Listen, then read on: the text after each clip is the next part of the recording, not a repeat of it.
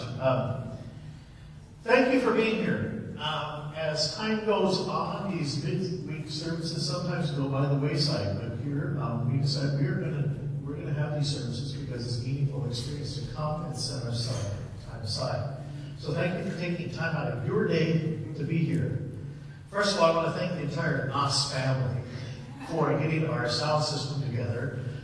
In case you hadn't heard, this is that we had a break-in this week, and they stole I just found out today it's a $4,000 soundboard, along with a couple speakers and our sound for ears and all that other stuff. So, and so that's being replaced. But I knew if I talked to the NOS family, I says it's all going to be taken care of. I knew that, and I trust you completely. Well, your whole family, so thank you because they did it for us, and so it's great.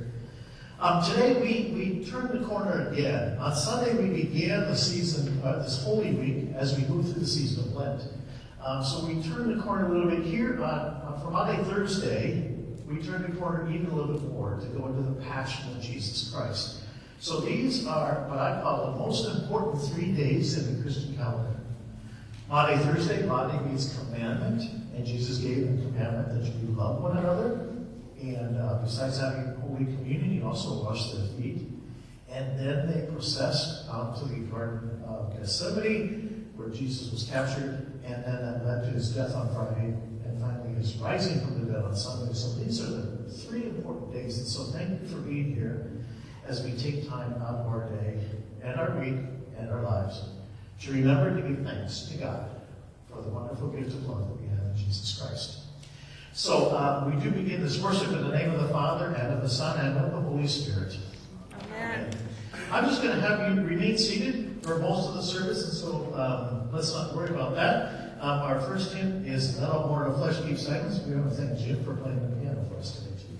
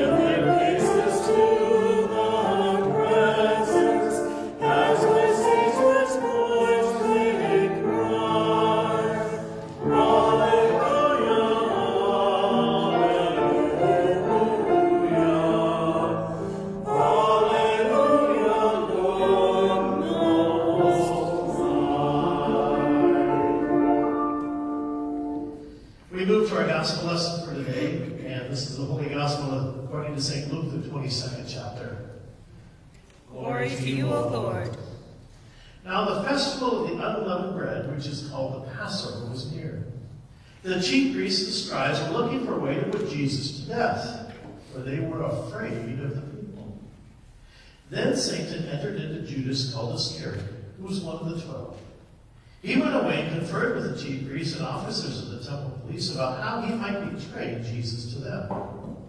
They were greatly pleased and agreed to give Judas money. So Judas consented and began to look for an opportunity to betray Jesus to them when no crowd was present. Then came the day of the unleavened bread, on which the Passover lamb had to be sacrificed. So Jesus sent Peter and John, saying, "Go and prepare the Passover meal for us, that we may eat it." They asked Jesus, "Where do you want us to make preparations for it?" "Listen," Jesus said to them, "when you've entered the city, a man carrying a jar of water will meet you. Follow him into the house that he enters.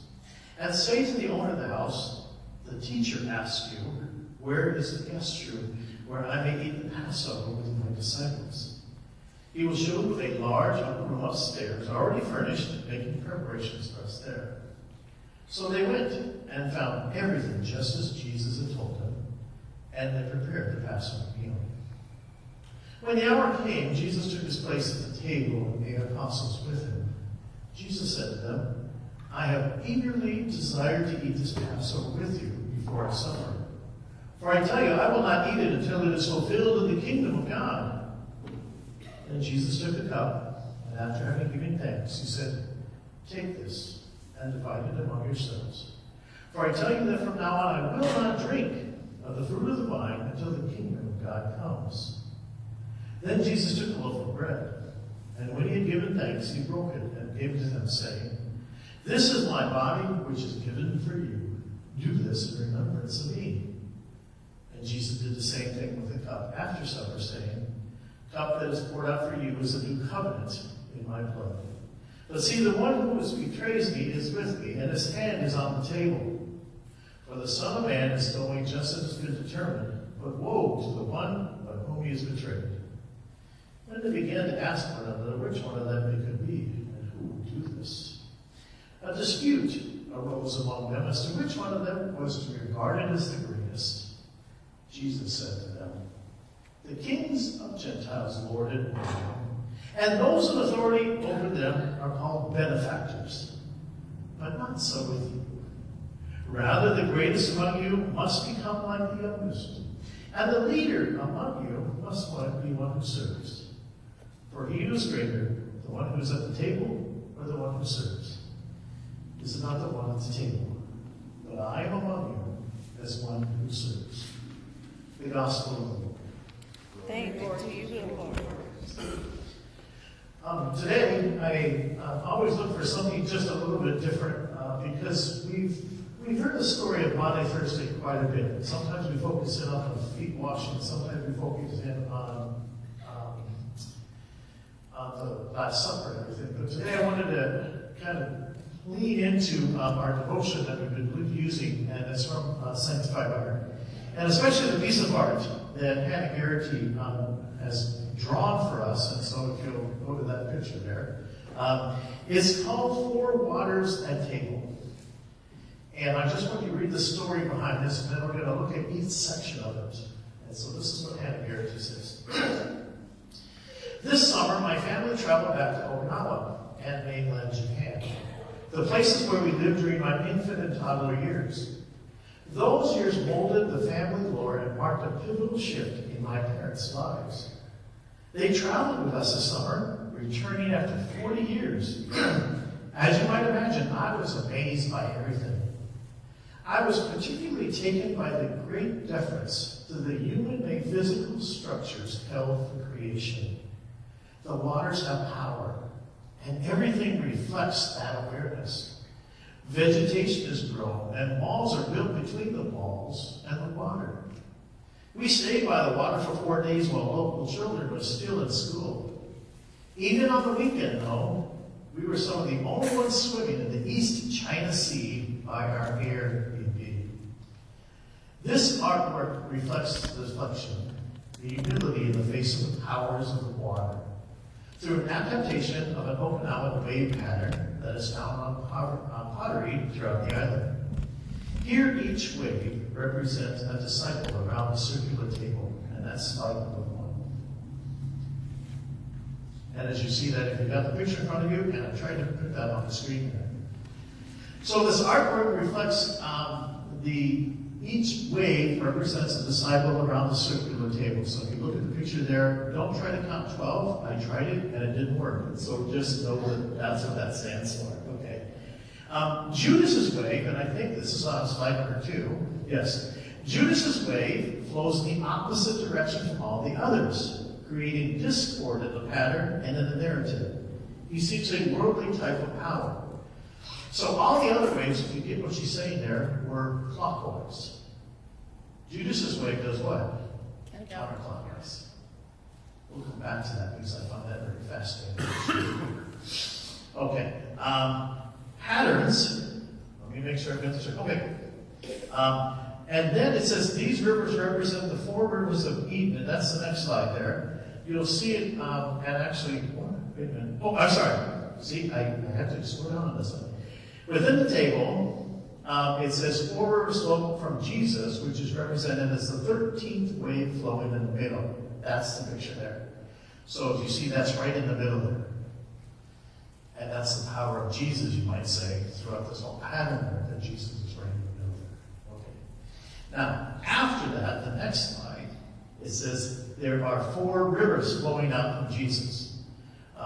It's hard to kind of, you can see 2 of them on there, but if you look at the whole picture there, you've got the 4 waves of the 4 rivers flowing out. These rivers represent the 4 rivers of Eden, the 4 spirits of Revelation, and the multitudes of followers across time and space. Everything flows from Jesus in this piece of art and pottery. Patterns tell the story of this last table. There are 4 of them. The first one on the next slide there, I think we got it there. Yes, it's hard to see that, but if you see that, it tells the story of the last table. Money-seeking discord. Each one of those little things is a coin. It has the head on it, if you can see that there. I think you can everyone see that? Yeah, so that's the coins, okay? So what does that have to do with the story? I think most of us understand that money's involved in this when it comes to Judas. The second one, the next slide, would be wine and bread becoming symbols of the faith. Can you see a chalice? Can you see the bread? This one's a little harder, but I think you can see it there. Okay. And the third one is even a little bit harder to kind of look at there, but it's breaking bread or bread and bread.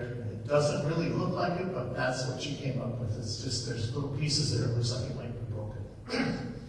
The next one's easier. The fourth one is hands reaching toward one another in right relationships.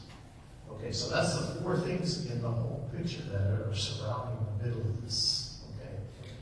The Jesus symbol of water in the midst flows from each one of these sections and breaks the borders of the artwork. You can see just a little, they look like water drops around the outside. See that there? Okay. The Jesus symbol of water in the midst flows from each one of these sections and breaks the border of the artwork. And we go back to the big picture. Yes, okay.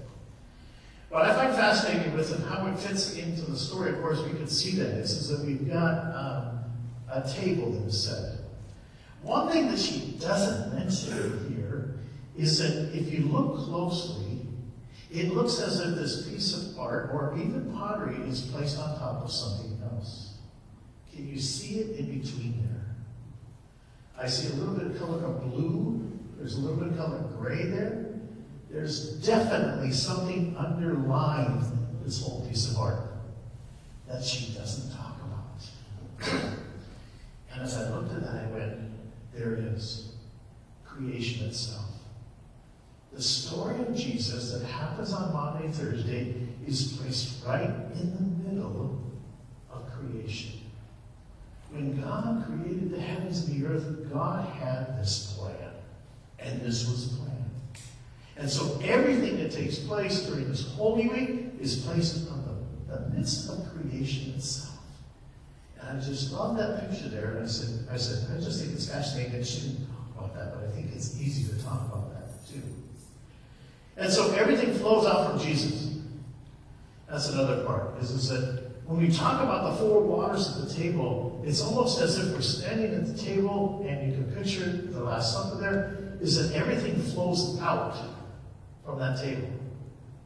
Nothing is flowing in. The disciples flow out with Jesus. Jesus flows out from the table. Judas flows out from the table even earlier than that. Love and grace flow out of this table, and that's why this image is so wonderful that she has for us today. So think about what happens at this table and how we're each centered here. That each time we receive communion, we hear those words. This is my body given for you. This is my blood shed for you, and out flows love and grace. Everything is flowing out. The scene that they came up with for this worship service is power and humility. Power.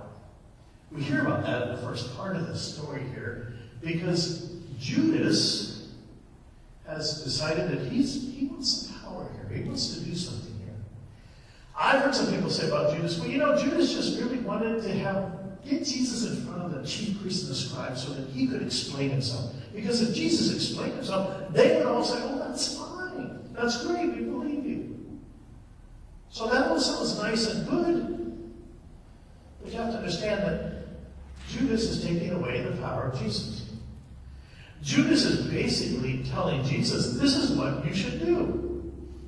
It doesn't go well. It's almost as if when Jesus says to Peter, get behind me, Satan.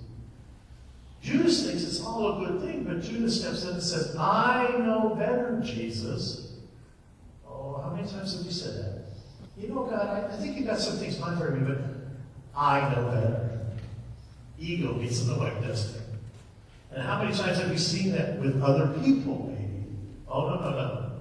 I know what God wants in this situation. And Judas was trying to say the same thing. Judas was trying to take the power away from Jesus. Think about it for a second. If Jesus wanted to sit down with the chief priests and the scribes, I'm pretty sure that Jesus could do that on his own, right? He didn't need Judas to step in. But Judas thought he knew better. He took away the power. And here's Jesus, throughout the whole thing, being the humble servant, serving and giving until the end, until we hear the words, tomorrow, Father, forgive them, for they know not what they do. The humility of Jesus. In some of the Gospels, when Jesus is taken before Pilate and Herod and other church leaders, he says not a word. Not a word. The humility. He knows that he's where God wants him to be. And he just doesn't utter a word. What's interesting is, as we set these two things apart here, power and humility, is Jesus takes his humility to show God's power. In Jesus' humility, Jesus has the power. Jesus is the one that stops things from happening. Put that sword away after someone cut off someone's ear. That's not what we came here for. In humility, Jesus stands before the Jewish leaders. In humility, Jesus stands before the disciples. In humility, Jesus stands before his own death and says, yes, this is why I'm here. The power of humility. We don't see that in our world too much because so many people are just hungry for power for themselves. And so today we ponder, we stop. We hear the humble words, this is my body given for you, this is my blood shed for you. And we know the power that is behind that. That God loves us, that God is with us, that God will never abandon us, that Jesus is here. In Jesus' power and humility, we feel God's love. And we go forth, and we share God's grace. Another piece that I wanted to share in ending is a poem by Reverend Sarah Speed. She's the one that has been doing our Words for Worship and does a wonderful job. This poem is called Power Like a Seed. In a world that wants power like a machine gun, power like a bomber plane, power like a gated fence to keep the hungry out, I want power like a seed. Power that will crack me open and grow something good.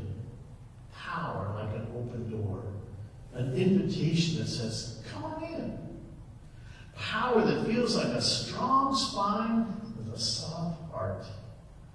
I want the power to listen, to lean in, to ask follow-up questions. But more than anything, I want the power to bring us together, to lift you up.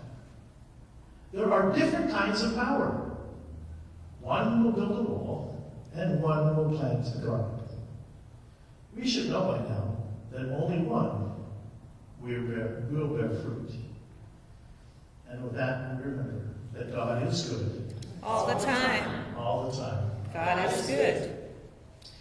We move now into a time of confession and forgiveness. This worship is designed differently so that we kind of breaks our routine. And so before we have communion, we've got this time of confession and forgiveness. Most of this is either on the screen or in your bulletin, so we continue.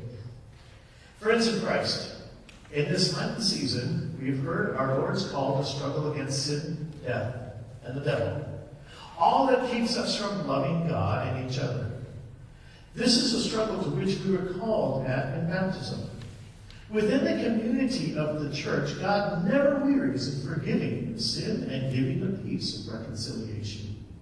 On this day, let us confess our sin against God and against our neighbor, and enter the celebration of the great 3 days, reconciled with God and with one another. And so we confess together. Most merciful God, We confess that we are captive to sin and cannot free ourselves. We have sinned against you in thought, word, and deed, by what we have done, and by what we have left undone. We have not loved you with our heart. We have not loved our neighbors as ourselves.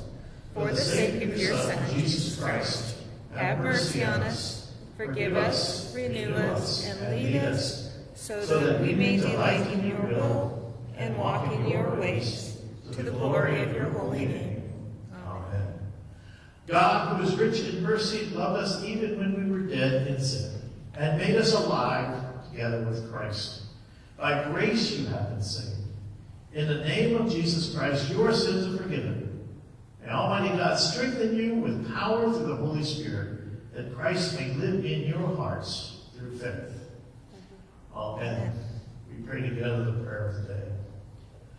Holy God, source of all love, on the night of his betrayal, Jesus gave us a new commandment, to love one another as he loves us. Write this commandment in our hearts, and give us the will to serve others as he was the servant of all. Your Son, Jesus Christ, our Savior and Lord, who lives and reigns with you in the Holy Spirit, one God, now and forever. Amen. Hear the invitation to communion. Come in spirit. And remember the love of Jesus gathered at a table with his friends. We come in spirit to receive from Christ the bread of life, the cup of blessing. Come in spirit and contemplate the mighty temptations of a world that would entice us, like Judas, to betray the trust of a suffering God. Come in spirit. Receive the tender service that Christ offers each of us. We come in spirit to receive the challenge of the new commandment, to love one another.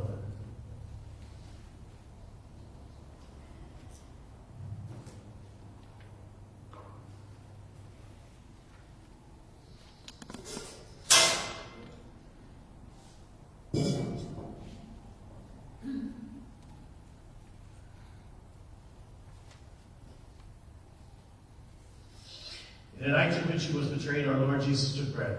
He gave thanks, and he broke it, and he gave it to the disciples and said, "Take and eat. This is my body given for you. Do this for the remembrance of me." Again, after the supper, he took the cup, gave thanks, and gave it for all to drink, saying, "This cup is a new covenant in my blood. It is shed for you and for all people for the forgiveness of sins." For as often as we drink this cup, eat this bread and drink from this cup, we proclaim the Lord's death until he comes. To you, O God, Father, Son, and Holy Spirit, be all honor and glory in your holy church, both now and forever. Amen. This time we'll have the distribution of communion, and this is God's gift for all people, and all are welcome. And we want to thank Jimmy and Jim also for playing and singing. And as I said on Sunday, this song for communion usually is a really meditative song, and so after it's over, I just hope that you can think about the words and just meditate in silence as we continue to worship. So come, all is ready.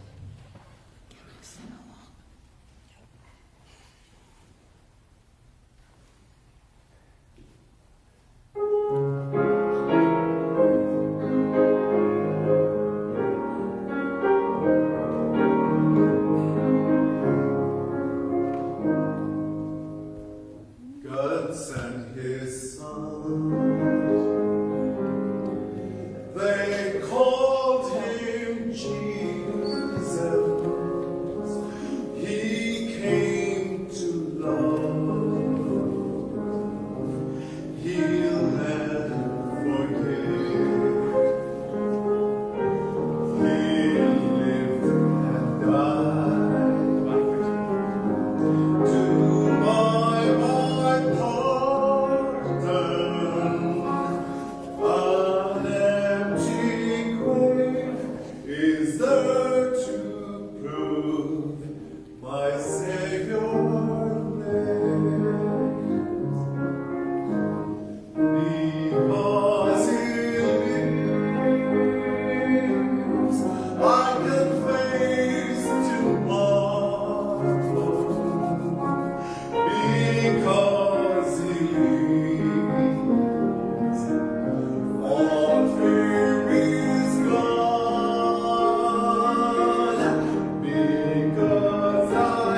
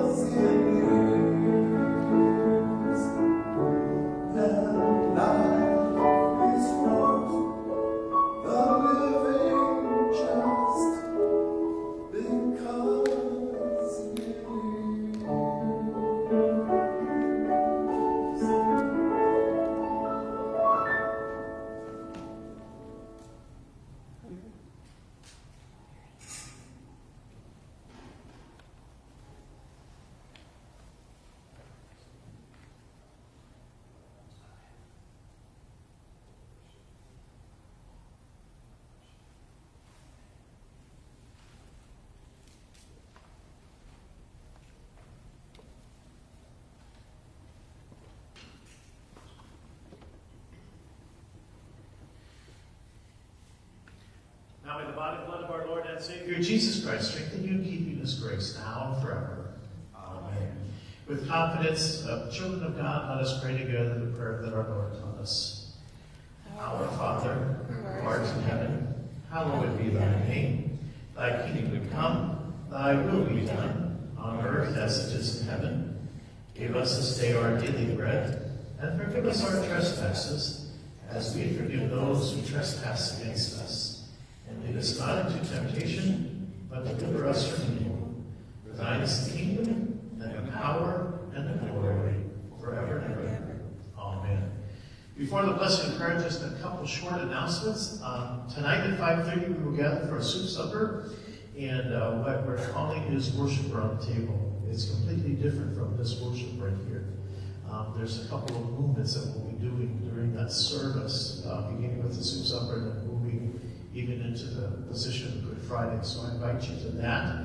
Tomorrow at noon is our Community Good Friday service. We have a number of speakers, pastors in the area and others that will be sharing their thoughts on the last words of Jesus. That's at noon. The stations of the cross are set up, and you're invited to walk through those. On the back table there is actually the booklet that will help you walk through those. And so if you'd like to do that after this worship service, I invite you to do that. On the back tables in the lobby, there are Easter cards that I invite you to sign. Each one of the Easter cards has a name right above it, and so even if you don't know the person, write Happy Easter or something, and then we're going to mail those. But I want everyone to get an opportunity today and tomorrow to do that. So if you want to do that just very quickly, is just write one. I know that I have probably forgotten some people, and so that means there's extra ones there. If you just want to write on this little paper who that is, and we will write an Easter card for them too, but those are out on the table there. Again, thank you for being here, and again, thank you to the Knox family for the sound system. I think it works wonderfully. This was just a test run today, so thank you for being here. So let us have a prayer. Let's send a prayer. Lord God, we thank you for the gift of this day. We thank you for the ability to come together to be your people in this place. We thank you that from this meal flows your love and grace into our lives and in the lives of everyone in this community. Lord God, help us to be the ones that flow the water into people's lives who are lost, who are lonely, who are forgotten. Help us to be the love and the grace that can be showered upon people in this community that just need to hear a good word. So be with us and give us your spirit. Guard us and guide us. In your name we pray. Amen. After the blessing, there will be the traditional strip of the altar, and again, you're invited just again in meditative silence to just think about the actions of what is happening, and then prepare to come and be with us tomorrow. May God go with you, may God give you peace, and may God give you joy, as we have all this in God's name. And all God's people say, Amen.